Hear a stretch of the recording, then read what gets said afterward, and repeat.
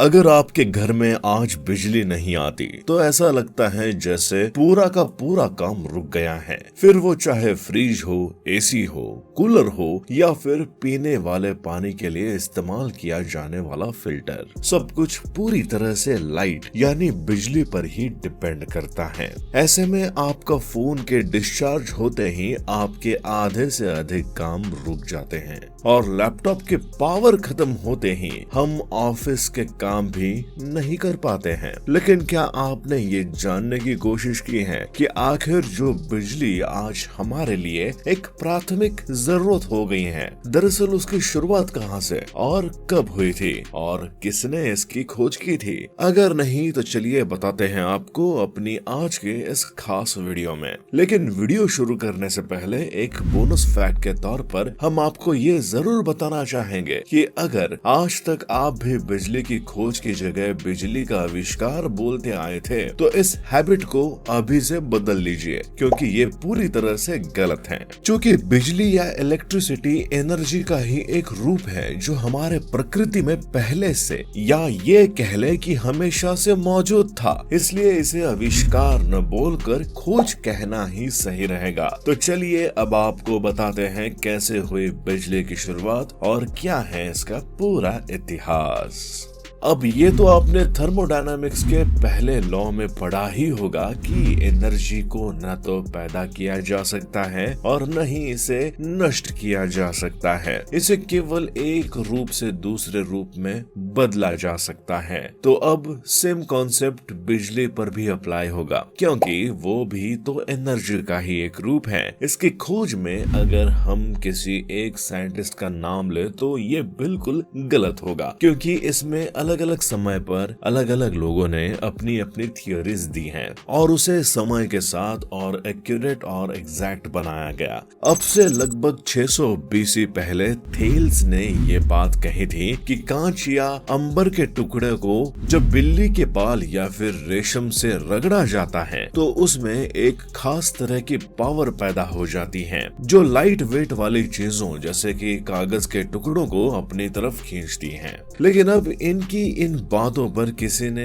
उतना ध्यान नहीं दिया, लेकिन इन्होंने अपनी रिसर्च जारी रखी। क्योंकि अंबर जो एक खास तरह का चिपचिपा पदार्थ होता है जो पेड़ों की छाल और लकड़ी से निकलता है, इसे ग्रीक में इलेक्ट्रॉन कहा जाता था, इसलिए इन्होंने अपनी इस खोज को इलेक्ट्रिसिटी का नाम दिया। लेकिन 1752 आते आते बेंजामिन फ्रैंकलिन नाम के साइंटिस्ट ने ये बात प्रूव कर दी कि हमें आसमान में जो चमकती हुई बिजली दिखती है वो और बिजली से निकलने वाली चिंगारी अलग अलग न होकर बल्कि एक ही रूप है। लेकिन जब इस पर भी लोगों ने इतना ध्यान नहीं दिया तो इन्होंने बरसात के मौसम में एक पतंग पर गीली रस्सी बांध दी और इस धागे में एक चाबी लटका दी, और जैसे ही बाहर तेज तूफान आना शुरू हुआ इन्होंने पतंग को उड़ाना शुरू कर दिया। इसके कुछ ही देर बाद बिजली का झटका रस्सी से होते हुए चाबी को क्रॉस करके फ्रैंकलिन को भी महसूस हुआ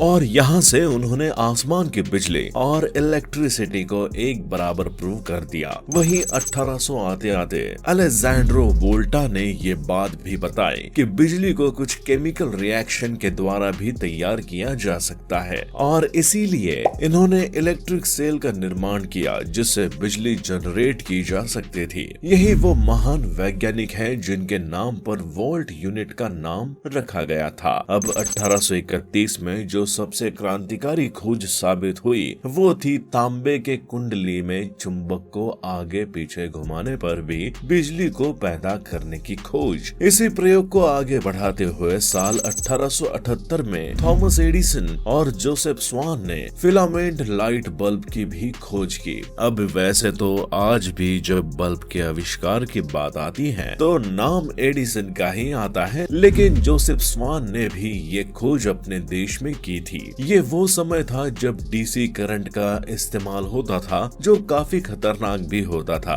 और उससे भी बड़ी परेशानी ये थी कि इसे 2 से 3 किलोमीटर से दूर ट्रांसमिट करना पॉसिबल नहीं था। अब बारी थी निकोला टेस्ला की, जो कि एडिसन की कंपनी में काम करते थे। ये डीसी करंट से बिल्कुल भी सेटिस्फाई नहीं थे, इसलिए ये एसी करंट पर काम कर रहे थे ताकि दूर तक बिजली बिजली सप्लाई को पहुंचाया जा सके। लेकिन जब टेस्ला ने एसी करंट के बारे में एडिसन को बताया तो उन्होंने इसे मानने से इनकार कर दिया, जिसके बाद टेस्ला ने उनकी कंपनी छोड़कर एसी जनरेटर और एसी मोटर में काम करना शुरू कर दिया। और 1887 आते आते टेस्ला को उनके इस एक्सपेरिमेंट में सफलता भी मिली और अब वो एक करंट को जितनी दूर तक चाहे उतनी दूर तक सप्लाई कर सकते थे। बात करें अगर भारत में बिजली की शुरुआत की तो यहाँ पर 1879 में कलकत्ता में इसकी शुरुआत हुई थी और यहाँ पर साल 1899 में पहली बिजली बनाने वाली फैक्ट्री भी कलकत्ता में लगाई गई थी।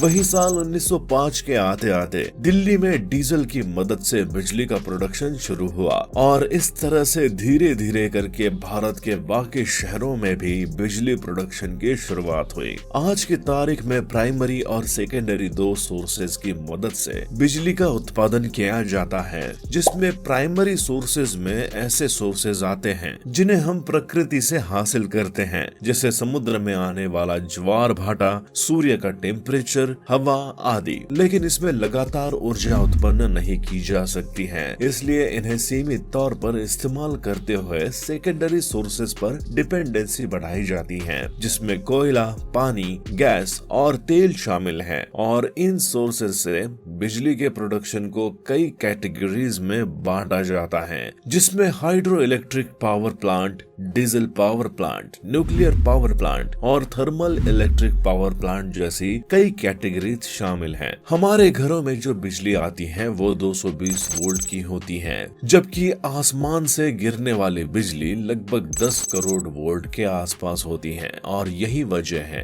कि इसके गिरने से कई लोगों की मौत भी हो जाती है। इतना ही नहीं, इस बिजली के गिरने की घटना से हमारे देश में हर साल लगभग 2 से 3 हजार लोगों की मौत हो जाती है। एक सर्वे में एक बात सामने आई है कि बिजली के करंट से मरने वाले लोगों में पुरुषों की संख्या 80% और महिलाओं की संख्या 20% है। तो आप अगर आज ये कहते हैं कि बिजली की शुरुआत अब से 100 या 200 सालों पहले हुई थी, तो अब तक आप बहुत बड़ी गलतफहमी में थे। बल्कि बिजली हमारे बीच हमेशा से थी, जिसके बारे में हमें पता कुछ 100 सालों पहले चला।